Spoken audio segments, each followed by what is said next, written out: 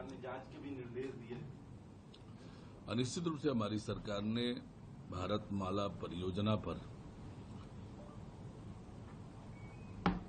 जो कुछ शिकायतें आई थी उन शिकायतों के आधार पर ईओडब्ल्यू को जांच के निर्देश दिए हैं और ईओडब्ल्यू तेज गति से उस मामले की जांच कर रही है और निश्चित रूप से जो भी दोषी होगा वो पकड़ा जाएगा, उन पर कानूनी सम्मत कार्यवाही होगी।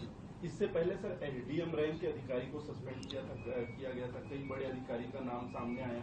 जब पिछली बार छापा पड़ा सीबीआई वगैरह का तो उसमें कई प्रशासनिक अधिकारी फंस रहे। राज्य सरकार की एक रिपोर्ट है जिसमें वन विभाग में हर 5वां अधिकारी किसी न किसी तरीके से भ्रष्टाचार के मामले में संलिप्त है। प्रशासनिक अधिकारियों का इस तरीके से संलिप्तता लगातार सामने आना, क्या प्रशासनिक कामकाज में सर चुनौती एक तरीके से सरकार को नहीं आ रही?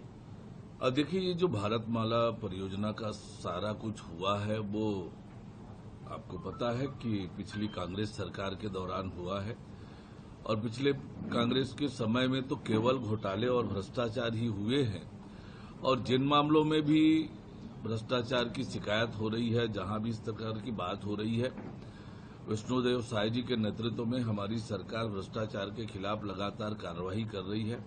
भ्रष्टाचार पर जीरो टॉलरेंस की नीति हमारी सरकार की है और उस पर लगातार हम काम कर रहे हैं।